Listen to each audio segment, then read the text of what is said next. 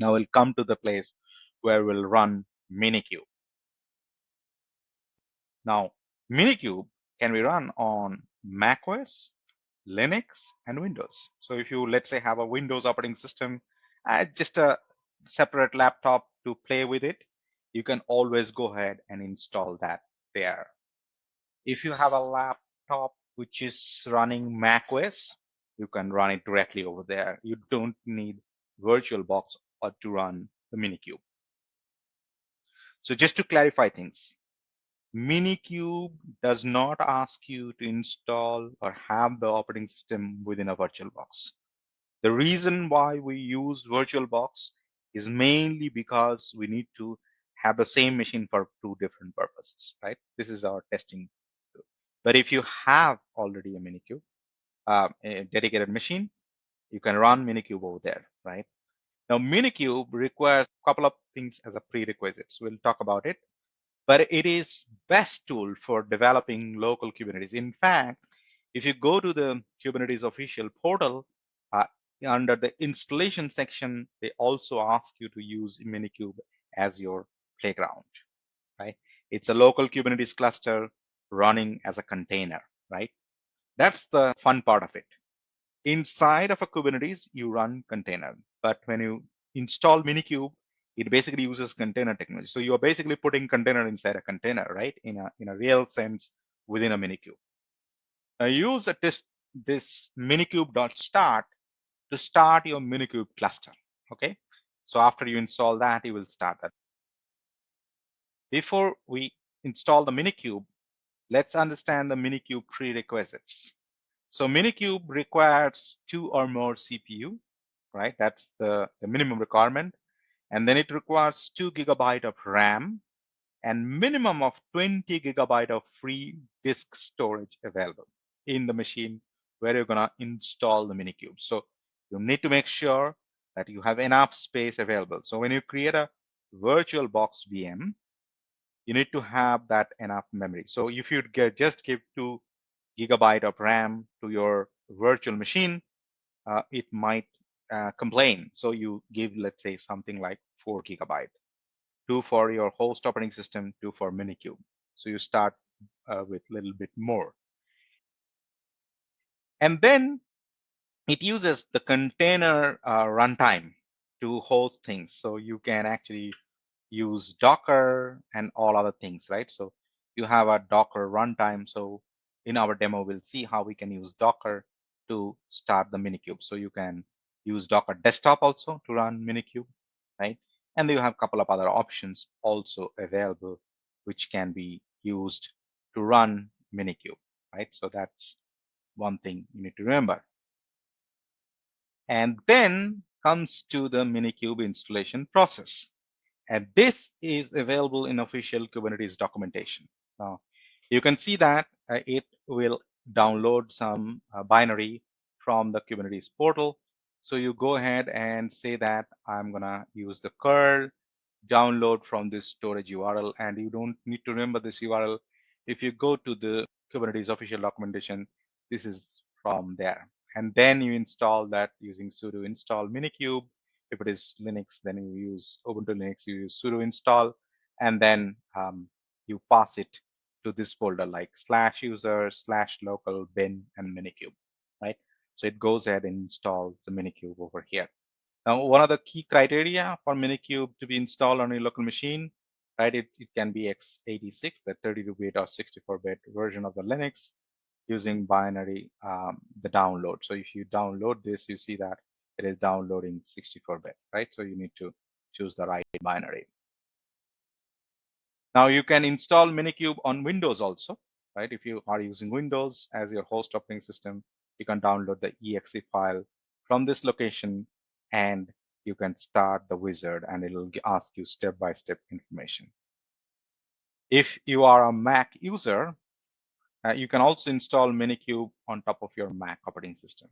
If you use Mac, then you have got this similar option like Linux, and then you just use Minikube Darwin AMD 64 and then put it in the same. So Mac and Linux seems familiar sometimes. So a lot of people coming from the Linux background uses Mac because they feel comfortable.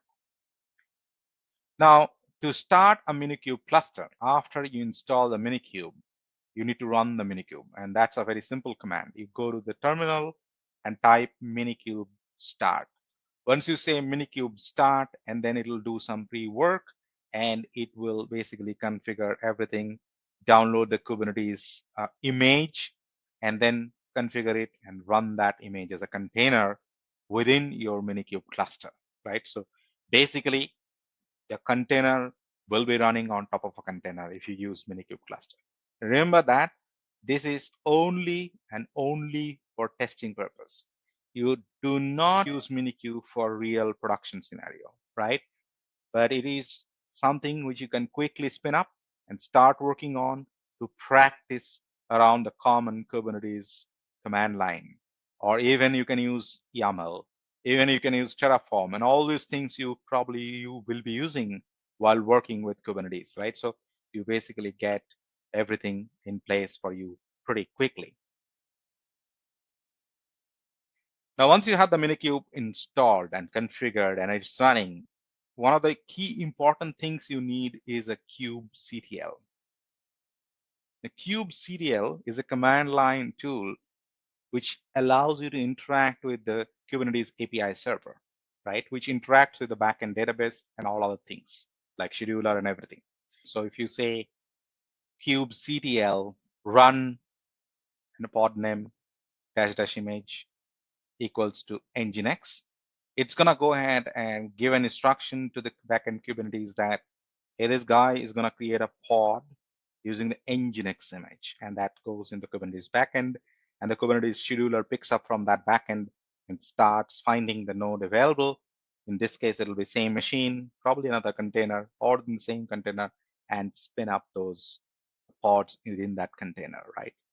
It gives you like ability to deploy an app. You can check the log and the status of the current deployment.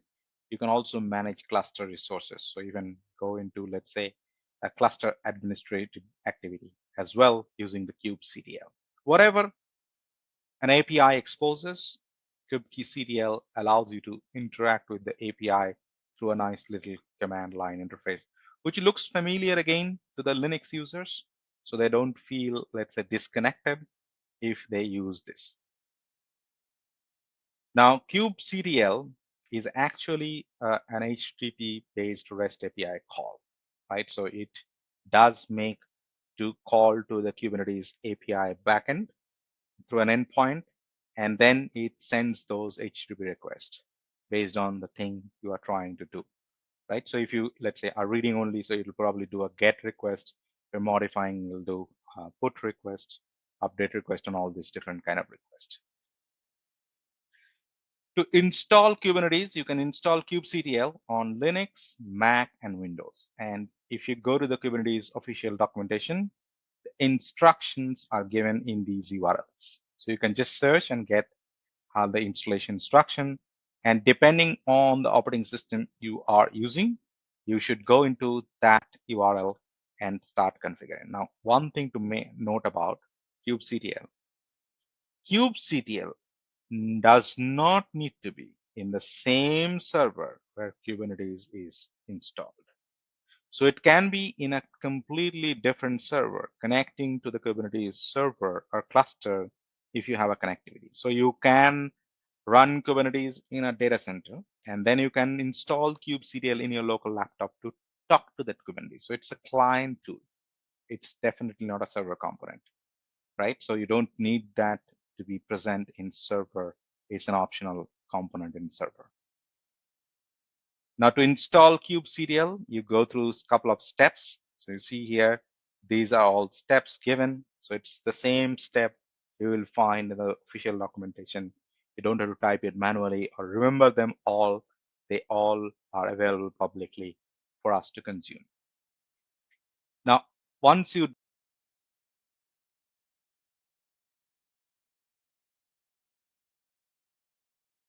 now let's see what is the dashboard experience looks like.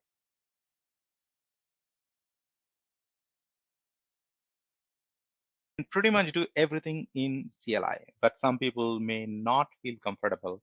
Some people would like to see a nice little view of what is happening in their large Kubernetes cluster without really knowing and spending more time on learning how to write CLI or remember those commands to do that. So the dashboard really gives you an ability to deploy pods, that's containerized application, and then you can troubleshoot. So sometime you go and see the log.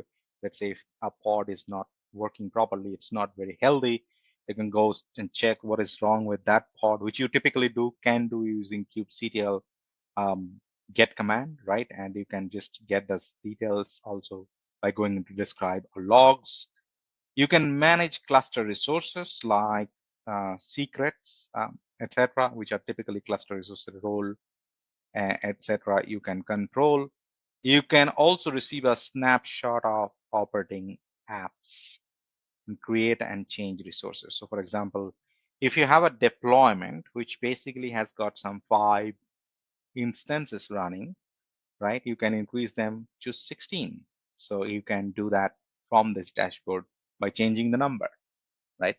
So all these things you can do through dashboard. So dashboard is not just a read-only view, it's an actionable place. You can go ahead and take action and then perform some activity within Kubernetes. It just don't read data and display you in kind of chart and graph. It does much more beyond that. Now the Kubernetes dashboard user interface is not enabled by default. So what you need to do, you need to configure your Kubernetes cluster to enable the dashboard. So you can use this YAML file, which is available in GitHub, and then you can just use it to enable the dashboard. And once you enable the dashboard, you will be able to view that dashboard using this URL. So for example, if you're running a Minikube cluster in Windows Docker desktop kind of environment, you can come to your host Windows where the Docker desktop is running and put this localhost 8000 API/v1 and the URL to run your Kubernetes dashboard. And it will be displayed in your local browser. And it looks like this. You can see that it has got sections for cron job, daemon set, deployment jobs, pods. And if you go into the pods, you see all the pods running with their health, right? You can also take action here in the 3 dots and click and delete, right? You can remove them. And you can see the overall memory usage and CPU usage in a kind of nice little live graph. So if you change anything, it will reflect immediately over here. It's not a still data. It's a live information displayed over here.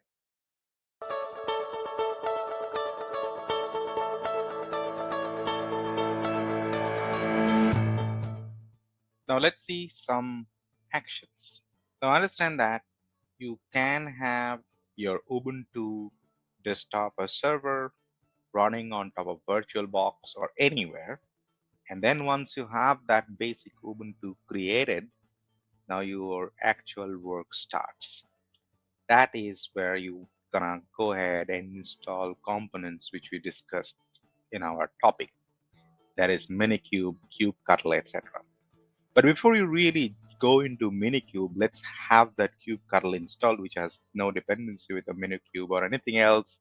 So you can connect to any Kubernetes cluster using that kubectl. To figure out how to install kubectl, just simply type a search thing. So kubectl install in Ubuntu. Give that search. It takes you to the Kubernetes official documentation. And I highly recommend that you go to this documentation for any installation instruction. If you follow some personal blog, that may be outdated. So it says that you can use the with the curl on Linux. So let's take that approach. So let's just copy this thing and then paste it in our uh, Linux machine. Now the step number 1 is done. Now the step number 2 says that anything which is a specific version, I don't really need to follow a specific version. Then I need to validate my download. So let's do that. and it's validated. Now after that, I will see a OK message if I type it out. So I just paste it and then I say OK. So everything looks fine. Now if it shows you something like failed, then there is a problem. But as long as it is saying OK, you're perfectly fine. After that, you go ahead and then install that thing, and then you do a couple of things. Make it executable. So let's just do it. And then you make a directory called kubectl in the local bin folder. And after that, you move your current kubectl directory from this current location to this newly created location. And that's where the path gets created. Now, if everything is fine, then it should show you the version number, which means now it is running fine. Okay. So you are not connected to any cluster. So if you just type kubectl, you don't show anything, right? So it will show you only the help information, but it's not yet connected. Let's just run some command, kubectl get nodes. If I do that, there is no node, so it's not connected, right? So we'll see how we can connect it. But before we connect it, we need some Kubernetes cluster, and that's what we're gonna do. So we have learned that we can install Minikube, but one of the components Minikube needs is a Docker runtime. So let's first install Docker in our machine. And to install Docker in our machine, we go to say Docker CE in Ubuntu. If you type that out, you go to the Docker official Docker homepage. Installation instruction is given install on Ubuntu. Now you start from the old version, new version, and other installation option. So you can use this install using repository. So if I go ahead and say run these commands one by one in my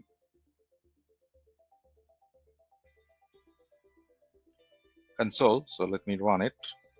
It's gonna go ahead and download a couple of things, and then it's gonna make sure that I have few other components which are necessary, also part of my machine.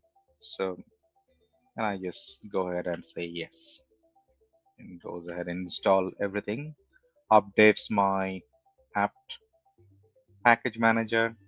I copy this official GPG key. So once this is done, then I will go ahead and run this GPG key option. Once this is run, then I will basically install the Docker engine by mentioning the version, etc. So let's wait for this thing to happen completely. Now let me, okay, it's done. And now I can paste it. That's okay. It's a warning.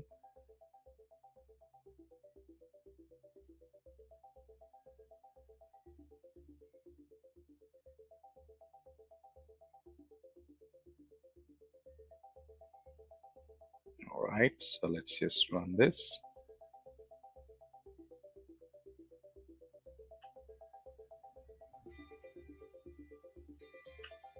And then we install the Docker engine. So I pick up this apt-get update, and once this is updated, then I will go ahead and install this containerd.io.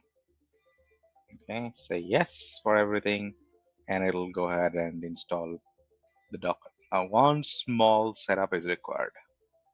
Okay, so which is it need to check what version do I need to really install here.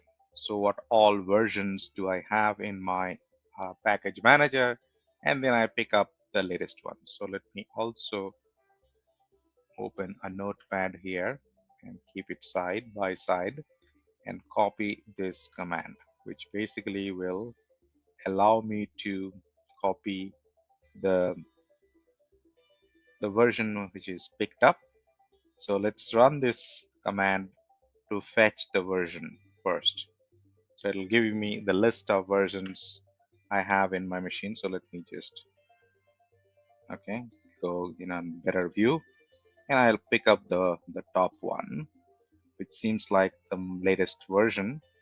And then I go ahead and replace it in my C version with that value, and this one with the value I have. So I just copy the whole thing again, come back to my console, and then run it. Okay, so it is just updated. After this is done, what I'm going to do, I'm going to run it, and that this will fail. Why this will fail? Because I need to do an additional setup, right? So that's an optional post installation setup. Basically, you need a group, and inside that group, you need the user to be added. So this group is already created, but this user is not yet added. So if I go ahead and run that, this should be fine. And then I say new group Docker, and then I run this hello world to check if things are fine, right? So it's pulling the image and it's also running, and it is saying hello from Docker. You can also check whether the Docker is running in your machine by saying Docker yes. If this is showing up some header, that means this is running. Now what I can also do is that I can now go ahead and start finding how to install Minikube. So let's say Minikube install Ubuntu. Okay, and I just go to the official Minikube documentation page, which gives me a Minikube installation process. Okay, so it says get started. I'll choose the Linux version, 64 stable binary download. Okay, so I go ahead and let's say download this curl command and then paste it over here. That's what the Minikube is, and this is pretty simple step to follow. So I don't have to do much over here. Now, what is important at this point in time is that now I need to start the Minikube cluster. If I say Minikube start, what happens, it first time downloads a Kubernetes container from the repository, and then it'll set it up. Now, Minikube needs 2 GB of RAM space, 2 CPU from your existing available core. It needs 2 core and 2 GB of RAM. So once you have that capacity available in your laptop, you can run Minikube in your laptop as well. So also Minikube works on Windows, which means that you don't need to always go with, let's say, Linux. Even if you are working with Mac, you can install Minikube in Mac as well. So let's just wait for a moment for this whole process to complete. And while this is getting completed, let us go back to the portal where we have done things. So first thing, we have installed kubectl. That's the CLI client to interact with any Kubernetes cluster. Then we installed the Docker runtime in our local machine. Then we came here to install the Minikube, and it says that Minikube start, right? So that's where we are right now at this point in time. So if I take you back to this thing, it is saying that creating Docker container, you need 2 CPU and then 8,000 MB of some memory. So what is okay at this point in time? So let's just wait for a moment when it prepares the Kubernetes version 1.21.2, which is the latest version of the Kubernetes available. So it provides you almost all the features you can think of a Kubernetes can offer. So it looks like things are fine, right? So, and it also says one last thing that is important, that kubectl is now configured, which means now if you say kubectl get nodes, that's the Kubernetes command, you get to see that node is available, right? You can also add additional nodes here. For example, you can say minikube nodes, not node list. If you do that, then you get to see only one node. If I say node add dash dash worker, you can also omit it, but that's the default thing. Now it also you create one more container. So Minikube is a container based solution. So it creates container to manage container. So it's a hierarchical thing you can think of, that it is not running in the on the local host, rather it's inside the container. And this is only for testing purposes. It's not real production Kubernetes kind of thing, but you can pretty much run all the command inside Minikube. So your purpose of having a playground is Minikube is more than sufficient for that. So you see that it's now it will have two nodes. So if I run kubectl get nodes, you will find two nodes, right? And you can see that both of them are kind of in ready state. Now to check Minikube status, if you do that, it shows you the control plane and what all services it is running. Kubelet API server, kubeconfig is also present.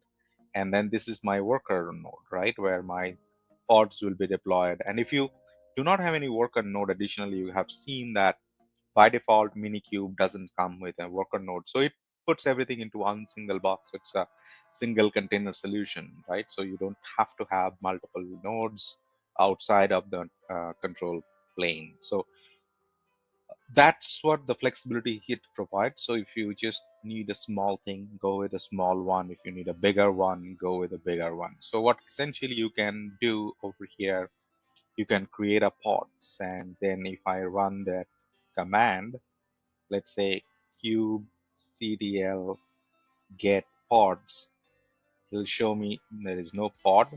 And then if I say a, then it shows me all the pods running me from all the namespaces. Otherwise, you can see that all the etc, etc, API server, controller manager, proxy, scheduler, everything is now coming here as pods. So they're part of my Kubernetes system. They are also pod, right? So you see all of these pods coming up. You can also create your own pod. So for example, if I say k run nginx image equal to nginx, that means then it's not gonna work because I haven't aliased it. So I say kubectl, and then the nginx pod is created. So I'll say k get pod minus w. So watch ctl, and then you can see that the pod is running, and you can also watch it if there is anything wrong happening at this point in time. So you can also work on the dashboard part of the Minikube. So let me show you quickly. If you say Minikube dashboard as dashboard, what happens is that it will enable that thing for you. Once this is enabled, you'll be able to then interact with this through the browser, and it will show up in a browser for you. So let this just work for a while. Now, after the dashboard is configured and running, what you essentially get is an URL. Now, this is where remember that if you use a headless Ubuntu server, that is Ubuntu server version, not the desktop version, then you need to expose the local IP with your host IP and so on and so forth to be able to open it in your local browser. Otherwise, what you can do, you can run a curl command. So let us just run a curl command and then pass on the URL provided, right? And that is where you can see that it shows the Kubernetes dashboard, right? So it basically launches the Kubernetes dashboard, and you can see that the license detail is there, and you can see the title of that is Kubernetes dashboard. All the good thing which you see in the browser is missing here. However, if you see the dashboard in the Kubernetes dashboard project page, you will have an idea about how that looks like in the actual scenario. So if you go ahead and let's say pick it up from here, and then if you use the Kubernetes dashboard project, right? So you get to see that Kubernetes dashboard pretty much available here at this point in time.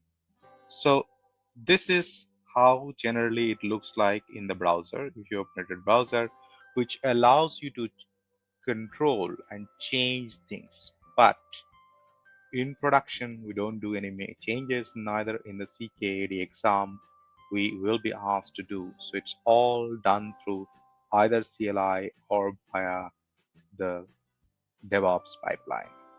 So with this, thank you very much and see you in the next class.